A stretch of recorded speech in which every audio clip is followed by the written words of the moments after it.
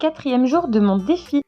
Les choses commencent légèrement à se corser, forcément les possibilités s'amenuisent, mais je compte bien aller au bout de cette semaine blanche. Que vais-je bien pouvoir cuisiner aujourd'hui ? Alors là, je vais juste préparer le repas pour mon fils de midi chez la nounou, donc ça va être du rapide. Alors j'ai décongelé là un petit steak haché, comme ça c'est du veau, et dans ma boucherie ils appellent ça un grenadin. Donc en fait c'est une préparation à base de veau. Il y a du fromage, il me semble, de l'œuf et de la panure à l'intérieur.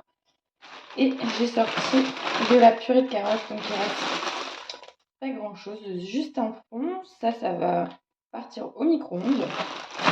Et je vais m'occuper aussi de ces 2 pommes. Donc je commence par faire chauffer un peu d'huile. Et je vais y cuire mon petit steak haché.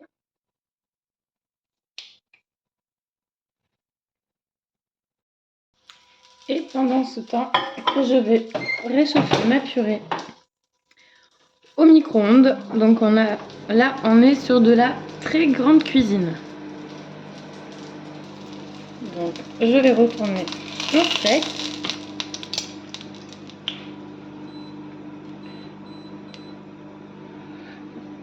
Je baisse parce que je veux pas que ça crame trop et je veux que ça soit bien cuit à cœur. Et pendant ce temps, je vais m'occuper de mes pommes.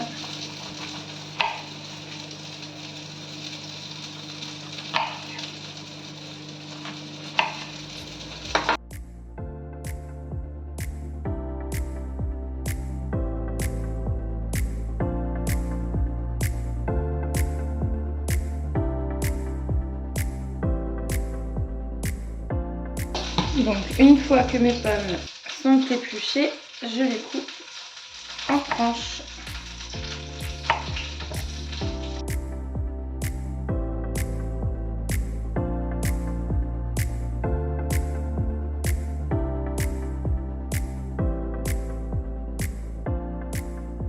Donc comme elles sont légèrement farineuses, ça fait un moment que je les ai, je mets un tout petit peu de sucre complet afin que ça passe mieux, sinon je sais que mon fils ne va pas les manger. Donc je mets une cuillère. Je saupoudre de cannelle.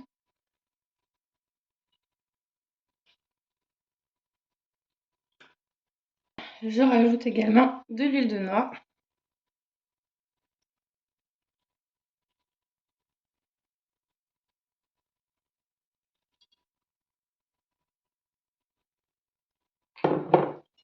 Et je mélange afin d'imprégner mes pommes.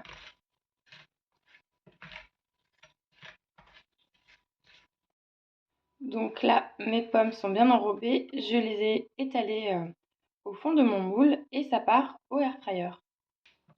Alors, je vais mettre la fonction légumes qui est déjà pré-réglée. Du coup, ça part pour 10 minutes à 150 degrés. Alors maintenant, je reviens à ma purée qui a décongelé. Je vais rajouter un petit peu de margarine ou de beurre pour vous.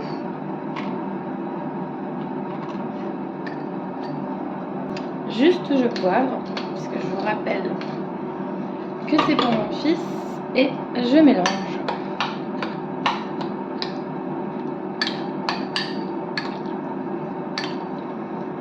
Alors, je ne sais pas si vous avez des enfants parmi vous, ni leur âge, mais là le mien, je pense que c'est limite trop pour lui. Il est dans une phase où il ne mange plus rien du tout, enfin très difficilement.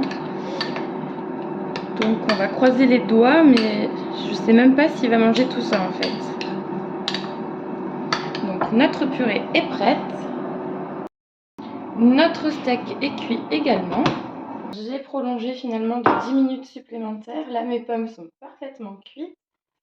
Donc je vais lui en mettre un petit peu.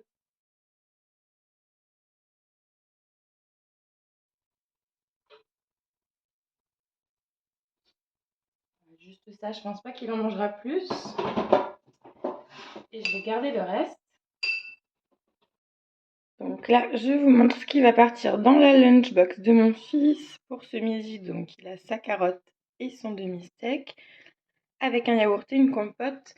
Alors celui-là, il est bout en ce moment, je sais pas pourquoi, je suis même pas sûre qu'il va y toucher. Pour le goûter, il a un petit donut, les pommes et une mousse au chocolat.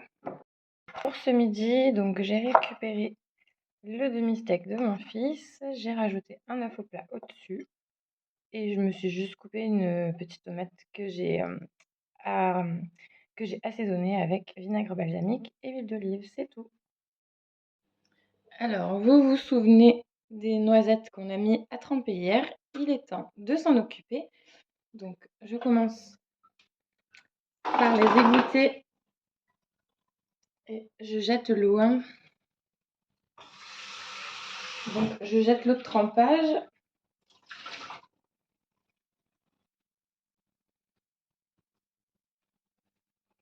Je les rince vite fait. Je les remets dans mon bol de Thermomix. Et là, donc, je les remets sur mon Thermomix. Donc, si vous avez un blender, c'est exactement la même chose puisque c'est ce qu'on va faire.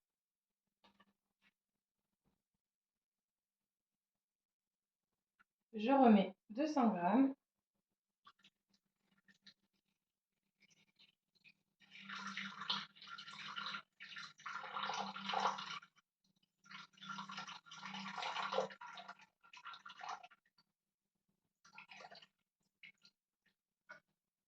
Je ferme. Et là, je viens mixer.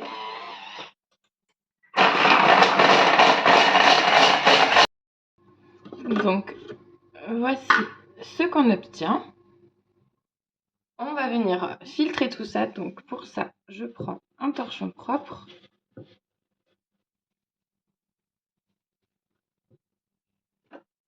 Je verse ma petite préparation.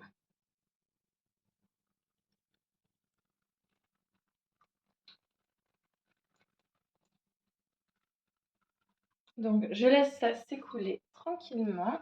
Et à la fin, je vais refermer mon torchon. Et je vais venir presser.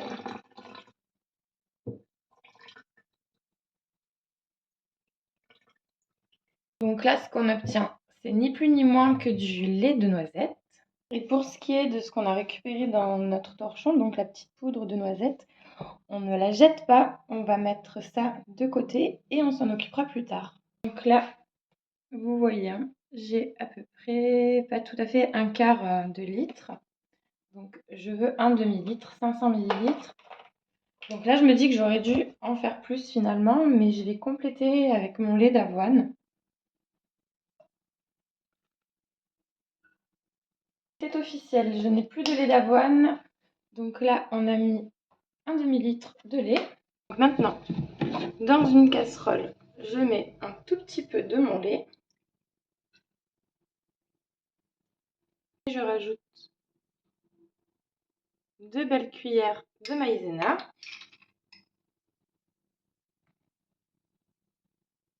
Je mélange le tout avec un fouet. Là, c'est juste pour délayer la maïzena.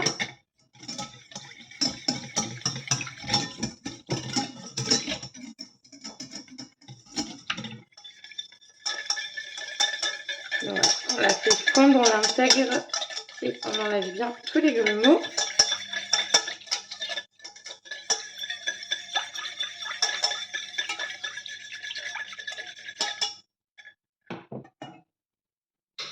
Donc là, je rajoute 2 œufs. 1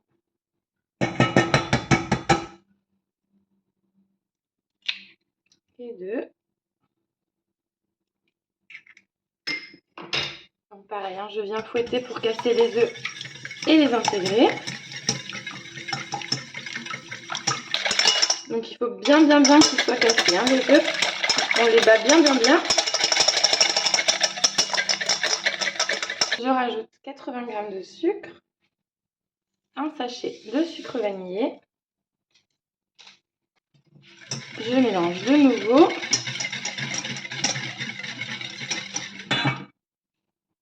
Je rajoute le restant de mon lait.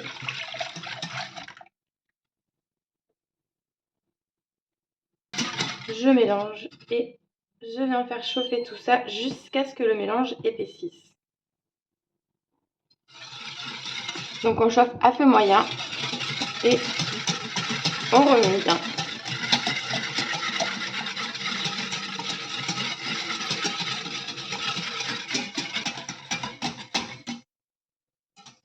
Donc on fouette bien, hein. Il faut je pense une dizaine de minutes pour voir la préparation s'épaissir.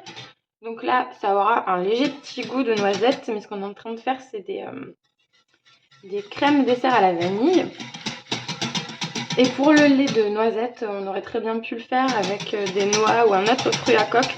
C'est toujours le même principe pour le trempage, etc. Il n'y a que pour le lait d'avoine où c'est plus rapide puisqu'il suffit de le mixer directement. Pas besoin de laisser tremper. Alors j'ai des flocons d'avoine, mais par contre j'en ai très peu et comme j'ai une autre idée de ce que je vais en faire, j'ai pas voulu les utiliser pour ça. Donc si vous voulez une crème dessert plus ou moins épaisse en fonction de vos goûts, il suffit de rajouter plus ou moins de maïzena. Donc là moi je vois que ça commence à épaissir, je ne sais pas si vous vous rendez compte. Ça commence à prendre un peu la texture d'une crème pâtissière.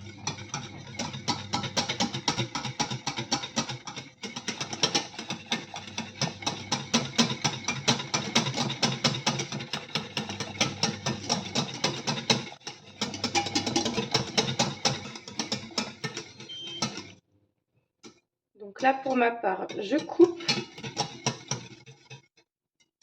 Vous voyez, c'est comme je vous disais, ça fait un peu comme une crème pâtissière, à savoir que ça va également prendre et se figer un peu plus en refroidissant et en passant quelques instants au frais. Et là, tout simplement, je n'ai plus qu'à remplir mes pots.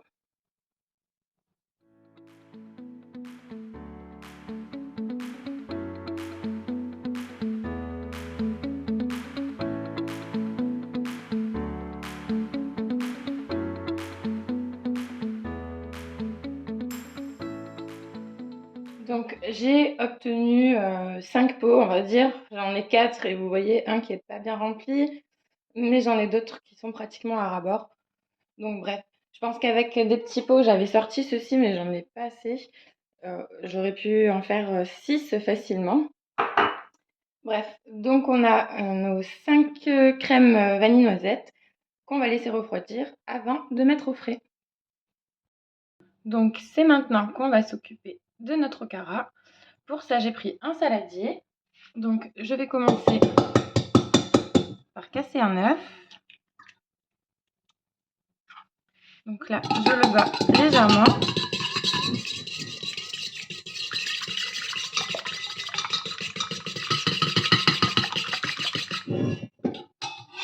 Je rajoute 120 g de beurre que j'ai coupé en cubes et que j'ai laissé un peu ramollir. Mon okara, un sachet de sucre vanillé, 150 g de farine, «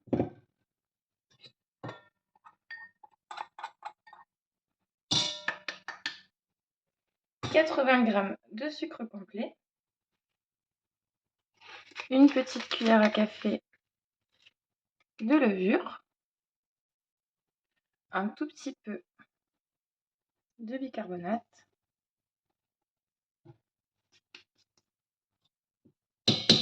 et là, on va y aller à la main. Donc on va pétrir.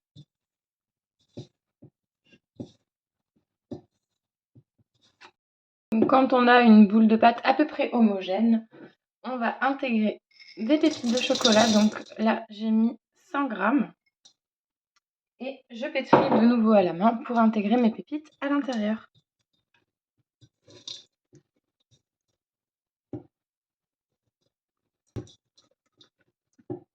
Alors, à savoir que la pâte va quand même rester collante.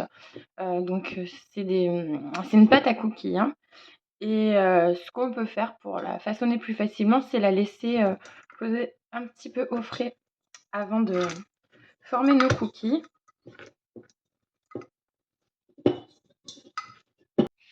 Et ça part donc un petit peu au frais. Ça va partir pour une première fournée. Donc après être passée au frige, j'ai pu former des boules avec mes mains. J'ai fait des boules de la taille à peu près d'une noix. Alors j'avoue que j'ai un doute puisque je sais que ça va s'étaler à la cuisson. Donc j'espère que ça va pas trop s'étaler et qu'ils vont pas se coller entre eux. On verra, dans tous les cas, ça se mangera, c'est pas grave. Donc on va lancer pour 8 minutes à 160 et on contrôlera. Et donc voici nos petits cookies qui ont terminé de cuire. C'est parfait. Donc pour ce soir, on part sur un style de potée, sauf que ça sera fait avec du chou chinois et que comme je n'ai pas de carottes, je vais remplacer par ce fond de champignons. Alors je commence par m'occuper de mon chou, je vais le couper et le mettre dans cette passoire pour le rincer avant de m'en servir.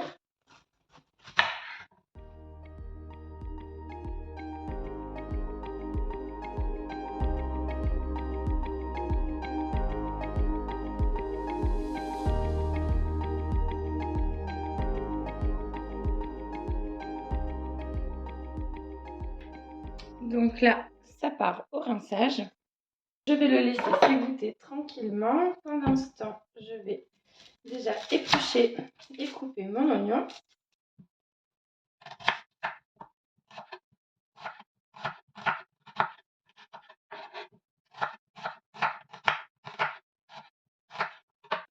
Et je lance donc la cuisson.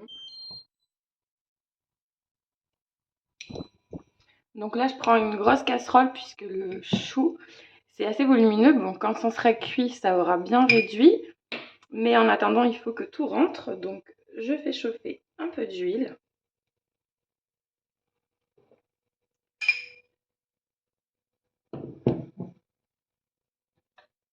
Je rajoute mon oignon.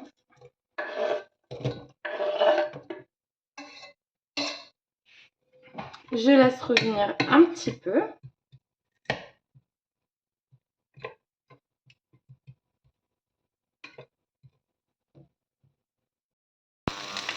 Donc quand ça commence à revenir comme ça, je rajoute mon chou.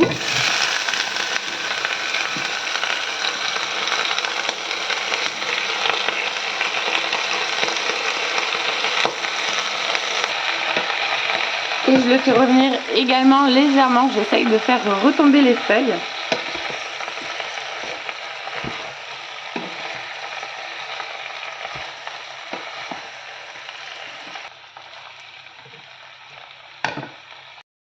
Donc pendant que mon chou est en train de cuire, je vais passer les saucisses au air fryer histoire de les faire légèrement griller.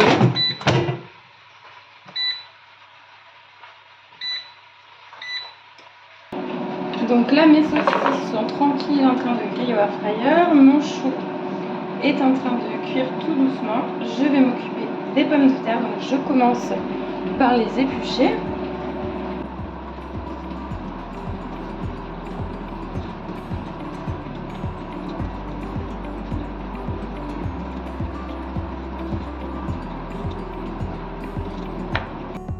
Donc quand mes pommes de terre sont épluchées, je les coupe en 4 comme ça. Voilà, ça fait des gros morceaux quand même. Donc là, on voit que le chou a bien réduit. Je rajoute mes pommes de terre.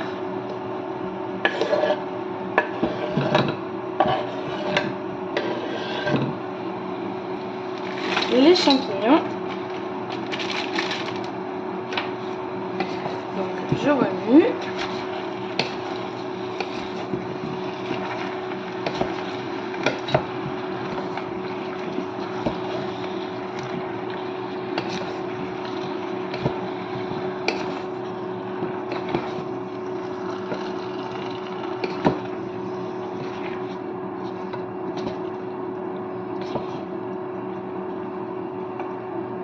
Donc je vais rajouter mes saucisses qui ont grillé à l'air fryer.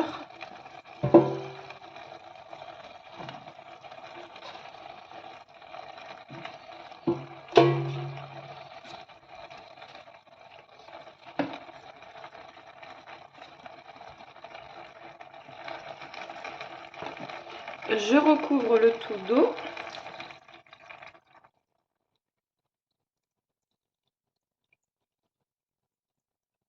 Je mets un cube de bouillon de légumes, une feuille de laurier,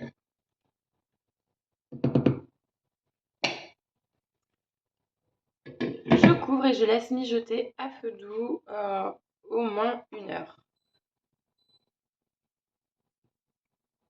Donc c'est à contrôler, hein. Dans 1 heure, il faut que tous les légumes soient bien cuits. Donc piquer les pommes de terre pour vérifier qu'elles soient cuites à cœur et le blanc du chou également. Donc 1 heure plus tard, en tout cas ça sent déjà très bon et on vérifie. Donc là je vois que le couteau s'enfonce facilement dans le blanc du chou également. C'est cuit. Donc je rajoute une bonne cuillère de moutarde à l'ancienne.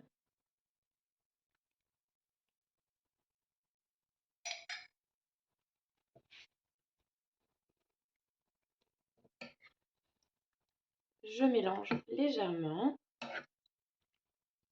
Il n'y a plus qu'à servir. Et voilà ce que ça donne dans l'assiette. On rajoute un peu de moutarde au moment de servir et c'est parfait. Et je vous laisse donc pour aujourd'hui avec un aperçu de notre petite crème à la vanille. Je vous remercie de m'avoir regardé. N'oubliez pas de liker et de vous abonner si ce n'est pas déjà fait. Et je vous donne rendez-vous demain.